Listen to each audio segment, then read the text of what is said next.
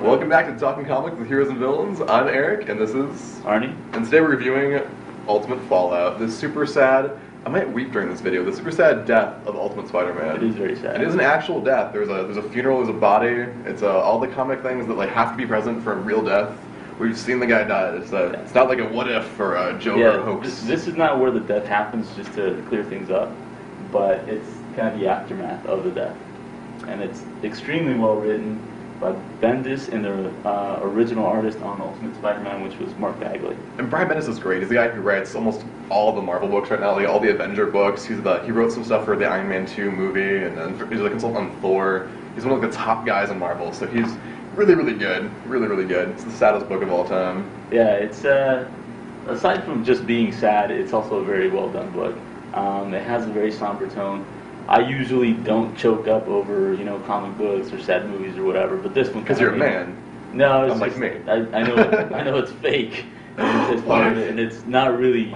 It's hard to do my dreams. that sort of thing very well, mm-hmm. and Bendis did it very well here. I really choked up. There was a part in there where Aunt May's walking into the funeral, and there's this little girl, and yeah, that was really hard. And the little girl is this kid that was saved by Spider-Man when she was a baby, and she's all scarred up because she was in a fire and Spider-Man saved her from the fire. But we don't know for the first two issues, the first like 2 pages, she's like, oh, are you Spider-Man's mommy? And like everyone knows that Spider-Man was Peter Parker now. Everybody knows his secret identity and like what he went through to become Spider-Man, and how it wasn't this cop or something. It was like a 15-year-old kid just doing his best being Spider-Man. Yeah.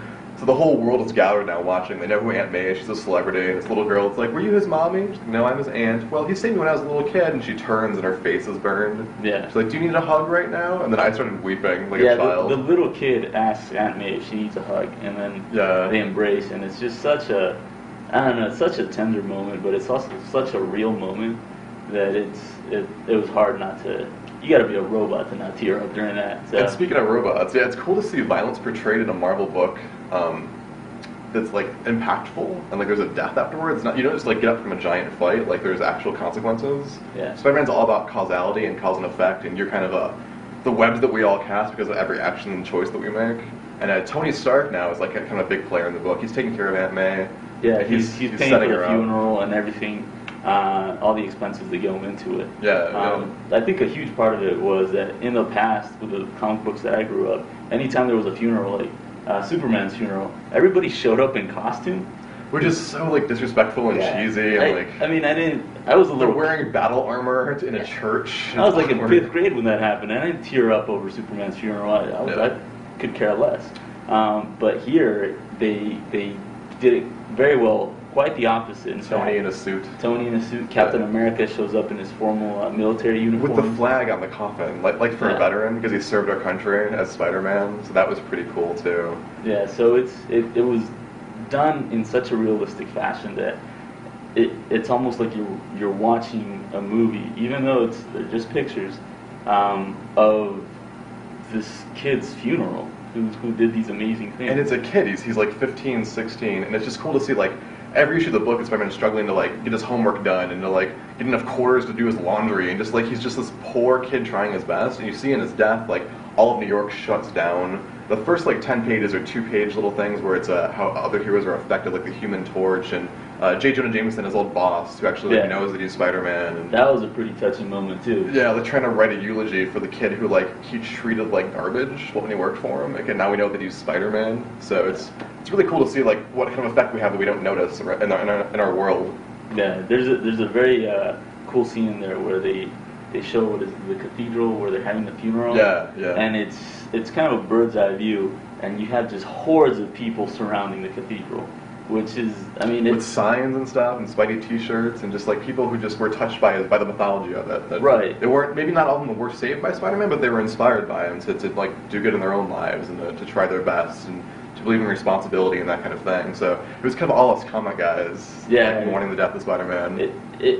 Again, I'm gonna have to say it was just something that was pretty real as far as comic books go and the way that it's being written. You don't have to know why Spider-Man died. There's a miniseries leading up to it that shows what happened. He gave his life for Captain America.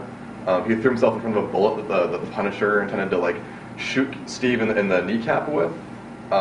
but Spider-Man thought he was trying to kill Captain America, so he threw himself in the way without even thinking. Actually, kind of swung in. Yeah.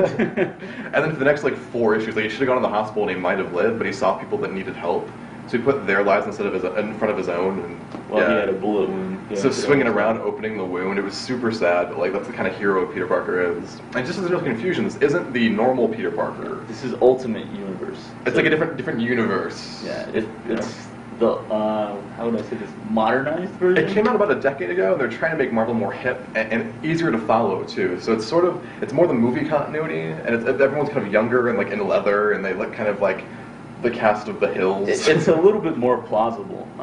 If you were to take this universe and put it on a big screen, it would translate better than all these people in tights. Well, and all the flicks are kind of based on that. Like Nick Fury in the normal universe is a white guy, and then in the Ultimate Universe he looks just like Samuel L. Jackson. Yeah. So that's who they have to play in the movies. The movies are kind of the Ultimate Universe come alive. Right. The more modern storytelling techniques. It's really, really good. So if you want a really good book to read this week, check out Ultimate Spider-Man, Fallout, and it's issue 1. It's not your normal book at all, yeah. And don't read it in public like I did, because you have to put on your sunglasses and pretend that you're not crying. Like, I just have allergies, you guys. It's cool. Don't worry about it. So, privacy of your own home, America.